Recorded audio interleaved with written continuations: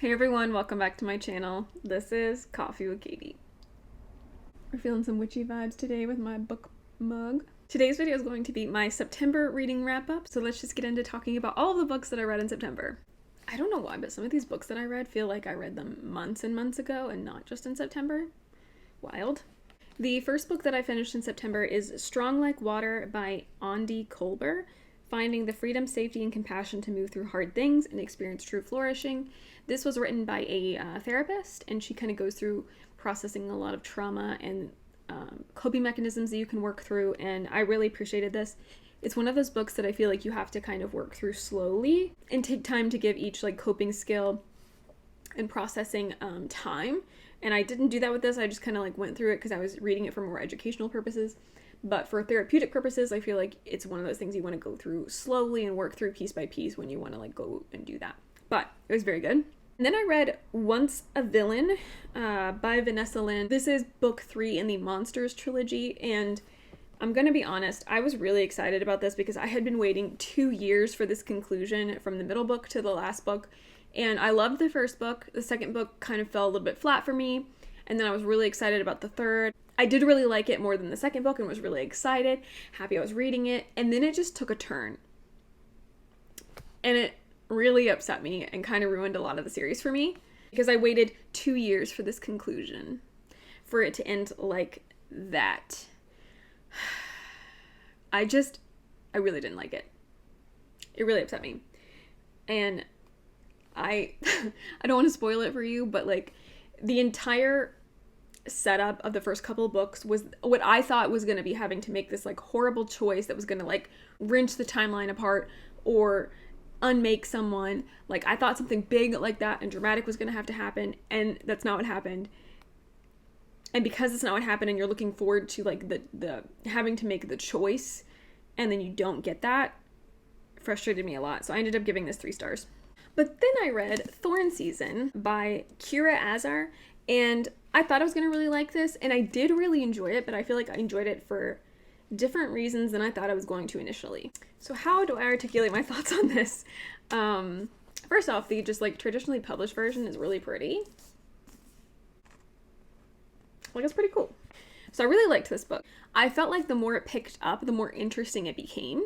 There's some stuff in the middle that I wasn't really sure about, but overall was a story that kept me engaged and trying to figure it out like along the way. I liked the main character has this like breakdown moment into almost a villain arc. Like that brought more depth and kind of excitement into the story, because I feel like that's how a lot of people would react in those situations.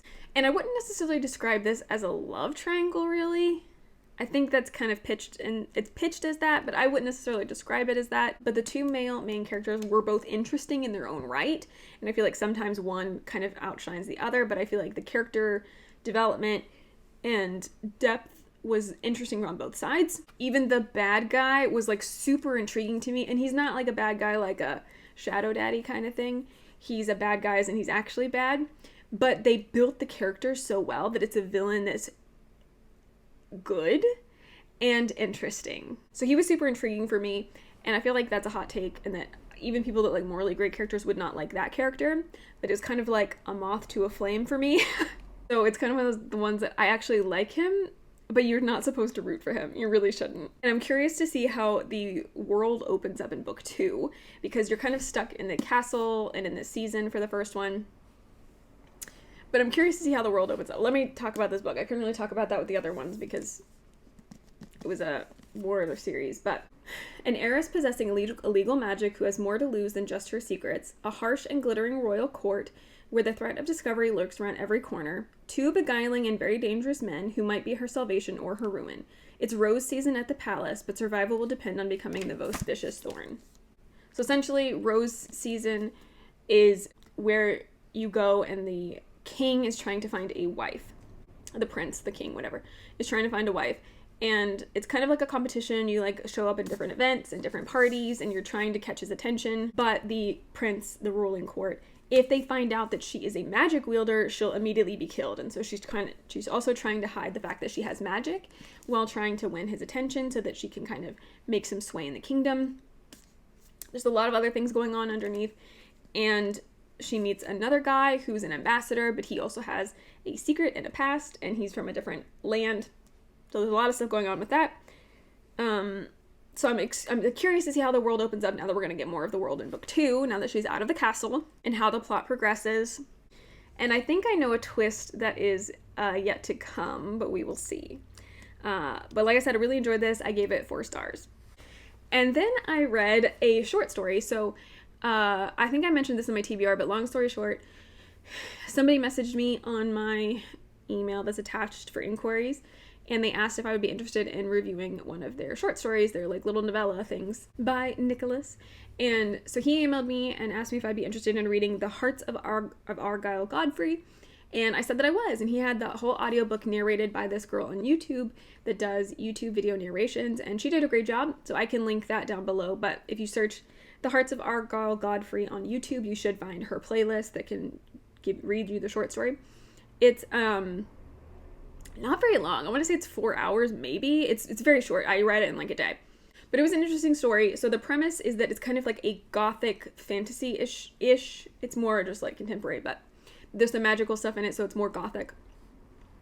So the doctors have told Argyle Godfrey that he cannot be in control of his heart anymore because he's had it broken too many times through life's trauma and relationships, and his heart can't take anymore.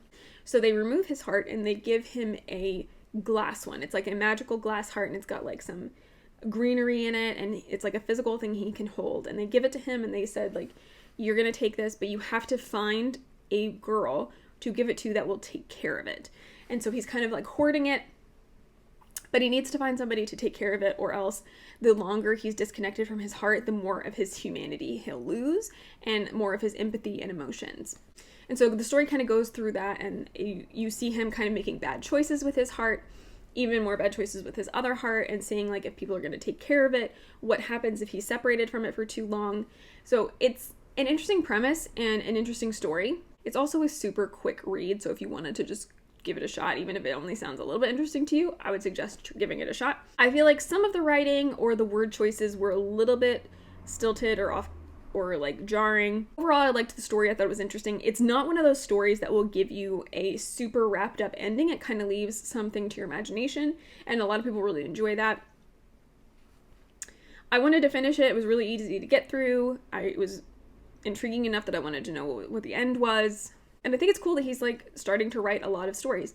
So I'm curious to see what he will come out with in the future, but I did like this and ended up giving it 3 stars. And then I finished Voidwalker by S.A. McLean and picked up a copy of this today, actually. Wanted to get a hard copy of this because I did enjoy it. And this is kind of a romantasy, almost monster romance, which I don't really get into, but this is the closest I've gotten, and I guess it is, maybe, technically. Essentially, you're following Fee, the main female character, who is a smuggler, and she can open portals between worlds. So there's like a land that's like snow, or a land that's like sunny, and she can portal between those, and she smuggles contraband in between those things, and she's paid very well for it. And it's also stockpiling stolen magic, which is frowned upon. And in this world, they are ruled by the Antari. I'm legitimately like wondering if that's what the creatures are called. If they're not called that, forgive me, I don't know why that's in my head. But anyway, there's these beasts that look like this. They're kind of like, they have gray skin, black claws. Their feet are like claw or animal-like, so they stand like on their toes. Their heels don't touch the ground. They have tails and antlers and scarlet red eyes and like sharp teeth. Interesting world building. But they are basically the rulers of this world, and they demand human sacrifice, but the human has to be willing because they eat human flesh.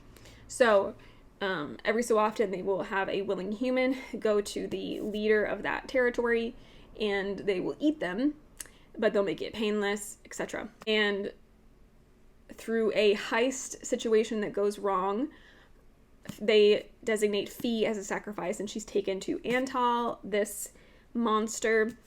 And in order to kind of get out of this, she makes a deal with him because he was attacked, and she's like, I can help you find the attacker. And they kind of strike a deal and have this like tenuous partnership. And then there's a bigger threat looming, of course. And I liked the world a lot and the ability to travel between them, the planes they're called, and that many of them are seasonal. I enjoyed that aspect. It was very immersive in that way. I really liked the void concept because the void walking is the portals, but also a true void walker just goes into this black pit that's the void and can navigate through it. So I liked the void concept and the magic system and the creatures. I think all of it was pretty well done for the first book in a series. The immortal beings were also really cool and terrifying.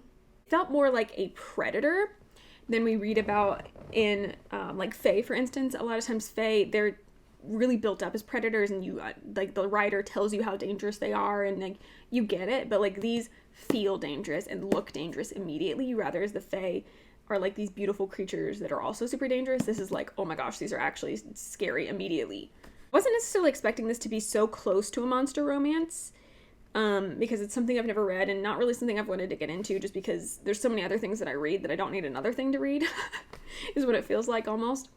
But I did like it. There's not a major cliffhanger in this, so I would like to know where the plot goes in future books and how it's going to open up. But hopefully the world does expand and we get a lot more of it and a lot more of the planes and the plot. But I did enjoy it. I also really liked all of the like Aurora color stuff. Fun stuff. And I gave it 4 stars. And then I finished my next Hermione fanfiction, Breath Mints and Battle Scars by Onyx and Elm. This one was also very good. I feel like a lot of the Hermione fanfiction I've read has been amazing, and this one was also really good. I ended up giving it 4.5 stars. I liked the dynamic of this one. It was a little bit different. It really leans into the way the Slytherins were probably treated after the war. So like the war's over, Harry Potter won, he's the hero, and how the prejudice was almost flipped, as like before it was the Slytherins and the purebloods and the Death Eaters saying that the other people didn't have pure blood, so they were like mudbloods and all that stuff, and that kind of prejudice. But it's like the prejudice is flipped, where the Slytherins are evil, and no matter what they do, they're always going to be evil, even the ones that were kind of like reformed after the war. So I liked what they did with that. I liked what the author did with that story and how they had made it that prejudice is wrong regardless. I also thought it was interesting to get a post-war traumatized Hermione and how she deals with that in productive and very unproductive ways. Most of them are unproductive ways. I liked that we get that side of it, because that is also a thing that a lot of books don't talk about post-war. Some do, a lot do, but like a lot of times when the war is over, the book ends and that's it. But this is, again, like after the war. So you get more of the PTSD and the trauma and the way you're not the same person you used to be and you can't go back to that person. Things aren't usually all bright and lovely after a war like that, and I appreciated that she struggled to not know who she was anymore. So I enjoyed that. Really enjoyed this story as well. Would recommend. And then last but not least, I read Enchantra by Kaylee Smith. This is book 2 in the Wicked Game series. And there's another one coming out, which I didn't know. But I enjoyed this one too. I really liked Phantasma. I really liked this one. I liked that this one felt less horror-ish and more like a murder game. I liked that vibe. It was interesting. I liked that the game is a punishment for these like immortal people. So they play to win, but they also wish they didn't have to be in this game at all. All of the Silver siblings were unique and fun. They all had their own personalities. They were all unique from each other. And they had personalities that shone throughout the story. And despite utilizing a trope I hate, I very much enjoyed Genevieve and Rowan. Seven and Coven were also really interesting and cool characters. And I liked the danger, the hiding, the keeping you on your toes, and keeping your wits about you. So I did really enjoy this, and while I thought it was going to be the last book, I am glad there's another one because I am enjoying this series so far. In this one, you're following the sister of... So in Phantasma, you're following Ophelia. In this one, you're following Genevieve, the sister, and she's kind of invited to this house, and she ends up going in, and ended up tricked into this awful game of hide and seek, so where if you walk into this house, you're in the game and you can't escape until the game is over. And the rest of the people playing are immortals, so if they die, they'll come back. She won't. And so she's desperately trying to make a deal with Rowan and figuring out what the heck to do. Really interesting, fun. Vibed with it a lot. Ended up giving it 4 stars. The last book that I finished in September, I did start Alchemized, but I'm like an hour away from finishing the audiobook, and today is October 4th. So we're real close, but I didn't make the cut for September, but loving it so far as well. Those are all the books that I read in September. I would love to know your favorite read of September, or if you don't know, leave me a orange heart emoji. But for now, that is it for today's video. Please like this video if you liked it, subscribe if you want to, and I will see you next time. Stay safe and caffeinated. Bye.